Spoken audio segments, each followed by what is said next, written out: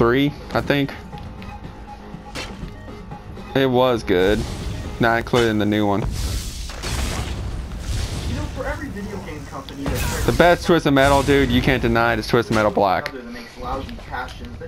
That crap scary. That crap has some scary images, dude. Today, I'll share with you my personal list of the top 5 worst. I mean, Twisted, the remake, the one that came out a couple, you know, maybe like a couple years ago, try to redo that, but they've already done it once. I really debated if I wanted to put it on this list, but in my opinion, the only company that I can say never actually screwed up their franchise is Ratchet & Clank. I've yet to play one bad Ratchet & Clank game. Actually, I take that back. There was one. Ratchet awful one. I guess you consider that a bad one, but even then it wasn't all that bad.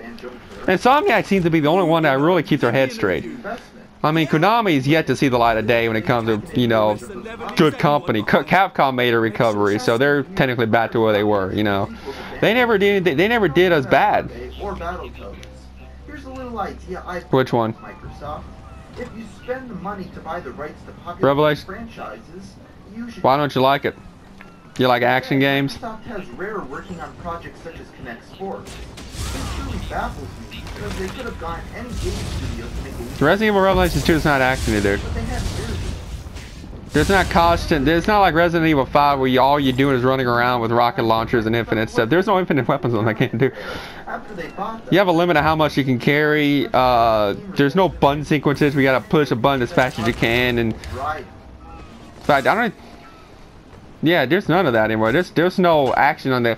I mean, there's still action because, you know, If I didn't include Resident Evil 3 and 1 had action. It had suspense moments where you're running away from the nemesis. cartridges, That's considered action. back in the late 80s You know? and early 90s, put out some of the worst games on the Nintendo Entertainment.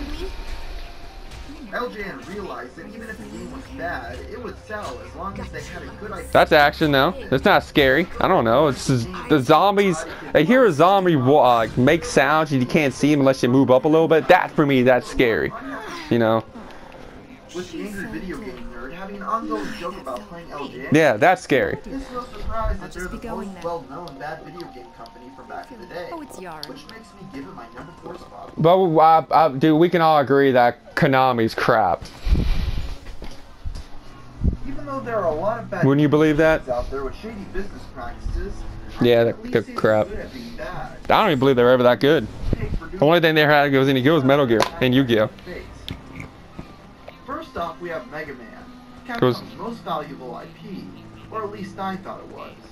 Well, I mean, he is not giving up. He was forced to. Dozens of games under its belt that He left Konami because the way they are treating him. today.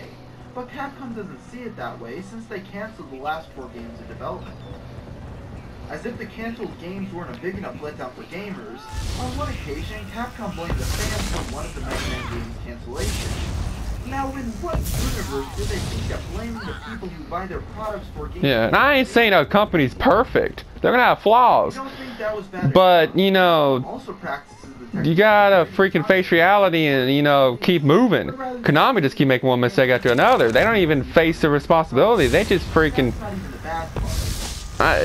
I don't know. That they were losing money by Yeah, I mean, I understand, you know, you make mistakes regardless of what you do. I mean, they decided to put the content you're gonna keep making mistakes, charge extra for it. but like, you know, I know a lot of companies it's how you resolve them is what pisses a lot of people off. are so blatant about it that they put it You know, when Kojima won the awards a couple months back, Konami banned Kojima to make an appearance to get a collector's award, so an agent from Konami went and picked it up instead. Hear about that? I know every Yeah, say that's is coming from a mile away. And because they're assholes. I think EA is the second worst company. They want to give Metal Gear all to themselves, even though the Kojima made it, not Konami. Company in America to Even dude, Castlevania, Metal Gear, Silent Hill, they may say Konami, but Konami didn't have nothing to do with it. It was Kojima. Well, first of all, when you have a hit game series on your hands, the logical thing to do is take your time with the sequel so it has features to further the experience. But EA is known to take the approach PT. of making sequels that are... No, dude, I've heard all the Metal Gears, dude. Take, for example, Mass Effect 3. We all know the story of how gamers were promised a satisfying ending to the trilogy, but instead were given a rushed product because supposedly EA wasn't willing to give the developers more time. EA has also been known to monopolize the sports game market by getting exclusive rights to sports teams, which which let them have no competition when making FIFA or Madden games. With their shady business practices and many techniques to get every last penny out of consumers, EA is easily the second. Yeah, that's the same thing when Metal Gear Solid 5 Phantom Pain. It had nothing to do with his character though. He was in part 1 though.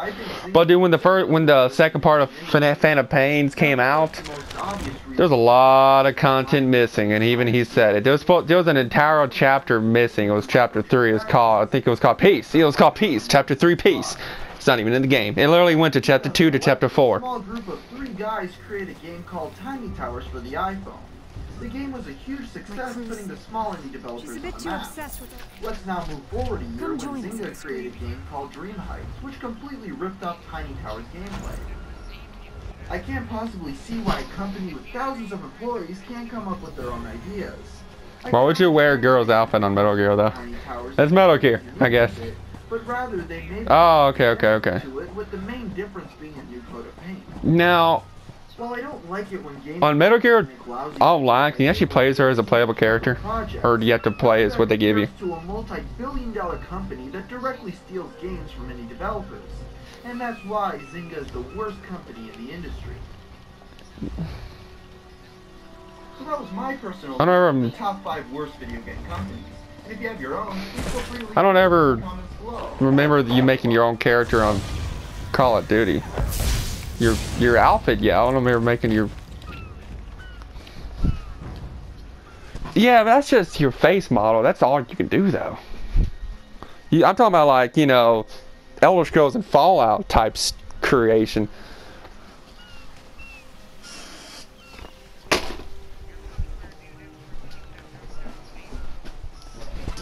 Yeah, A, B, C, D, E, F. That's about it. I mean, Advanced Warfare, I mean, you can change your character, but I like most about there. So why I think Advanced Warfare for me right now is my favorite until at least I'll be able to play Black Ops 3 is where you can customize your outfit, dude. I love, like, making the craziest combinations. That's about all I like about the Call of Duties now. I personally wish they go back with either Modern Warfare style game, not Modern Warfare, but just modern game, Modern War type games, or back to World War II. Because I don't even, you take off Call of Duty, say, okay, I saw, if someone was playing Black Ops 3 and I walked in a room without actually seeing the title, I wouldn't know what the heck that game was. You know? Many channels start to shine through, including the angry video game nerd, who stumbled upon a new category of video. I mean, Black Ops 3, I had to look at a couple seconds. Oh, that's Black Ops 3. I didn't know it off the bat. If you play Modern Warfare 2, that's Modern Warfare 2, bro. Nice. I love that game. See, I know exactly what it is the second I look at it. Now, I play Ghost and Advanced Warfare enough to know what it is because I played it enough. Used it to make fun of terrible movies from his childhood. Even with this competition, James was still the most popular of his channels, since he was really the one that started it all. But many years down the line, there would finally be another YouTuber who could give the nerd a run for his money. Absolute. First, the lockbox is on. Back in the early days of YouTube, John Jafari made a channel where he produced small skits, including the You did it. You made games weak, so shut up now. You know what I mean? Even though these videos didn't stick around for long, they were still John's origin on YouTube. I remember being on campus one day and asking a man who looked quite homosexual a question. Keeps the key around his neck.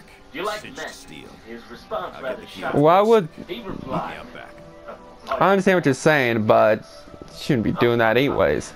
so I gouged out his eyes. You know, it's a game. It's not real life. Why would you even wonder what it looked like in real life? Why would you even have that in your mind? John was introduced to the world with his review of Daikatana, where he angrily that's your mom. while giving his thoughts and cracking jokes. These early episodes really showed how much of an influence the angry video game nerd had on him. As time went on, though, John kept on trying new things, while at one point focusing on top 10 lists more than reviews. A few short months after starting, John decided to create a website to host his videos early with another rising YouTube star named Peanut Butter Gamer.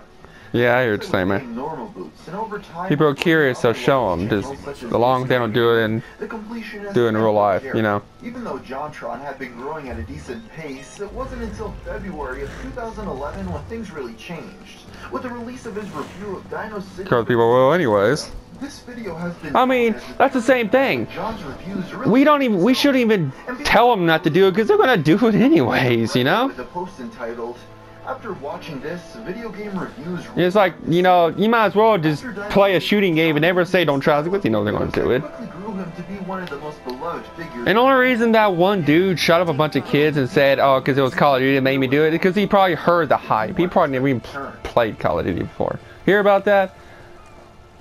That dude. Yeah. Get him off a lesser charge. Like, dude, he probably even heard of it. New venture called Game Grumps, a collaborative effort with him and the popular YouTube animator Egoraptor. Their new channel had both of them playing video games while giving their commentary. What made their new collab channel different from most other Let's Plays, though, was that instead of just sitting in a room by themselves playing a game, John and Aaron were able to work off each other for highly entertaining playthroughs. The other thing that was great about Game Grumps was that unlike comedic reviews or animation, they were able to produce episodes very quickly, with the channel having daily uploads. I think so. All this led to their new YouTube series becoming a massive hit. While the consequences of John's new channel were immediate, after a while people started to notice that the span in between reviews became longer and longer. Since the new channel had become You're gonna wake up and it's all holograms. JonTron reviews suffered, since less time was being spent on them, leading to only 3 reviews being made in a 1-year span. Even though Game Grumps appeared to be doing well, after a year of making Let's Plays, in 2013 the channel abruptly uploaded a video telling subscribers that John was... Hey, that's not right now, so make do what you last, you know. Try to do what you can to postpone it, but most of the time just enjoy while it lasts. You know.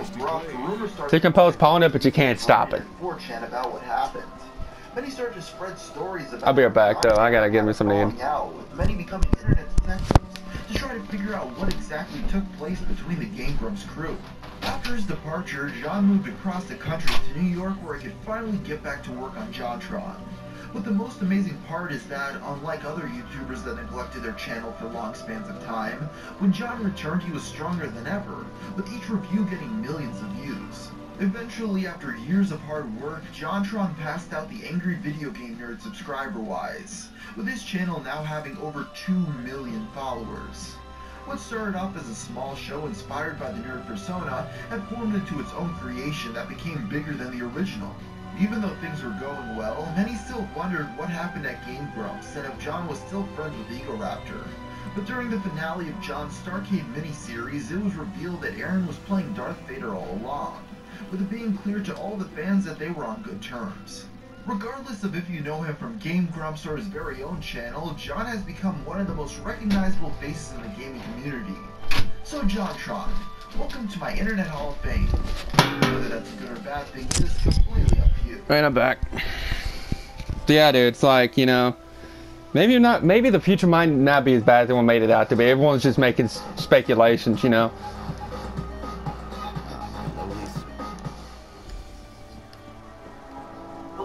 Oh, okay. One of the most innovative games of all time, but there's something a little wrong with the third dungeon. So hand the game from Mars, this is the Zelda Dungeon Theory.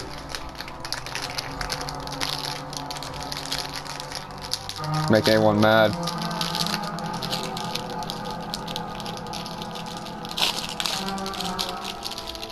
Yeah. In 1968, The Legend of Zelda was released to the Famicom Disk System, and 1 year later to the NES.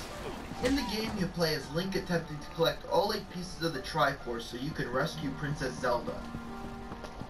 After its release, it quickly became one of the most popular games on the system, and for good reason. The game was a forerunner of the action RPG genre with its brilliant mixture of exploration and item collecting, which made it a very satisfying experience. He's giving him a reason to kill now. Title is that you can explore the world however you want. Cause I hear, man, here. Games on the NES that have you restricted to a linear level design. I'm open. Zelda lets you choose where you want to go next, to the point that you can play some of the game's dungeons in whatever order you wanted.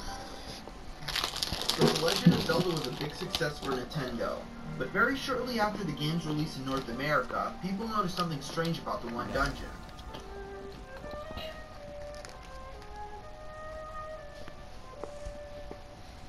After playing the game for a while, you'll make it to the third dungeon. Nothing seems odd at first until you look at its layout. Upon viewing the map, you can clearly see that the dungeon is shaped as a swastika, which is commonly associated with Hitler and Nazi Germany. This Oh, wow. made people wonder what Nintendo was thinking by allowing this in a kid's game. So was there really a hidden Nazi symbol in the original Zelda title? We'll find out.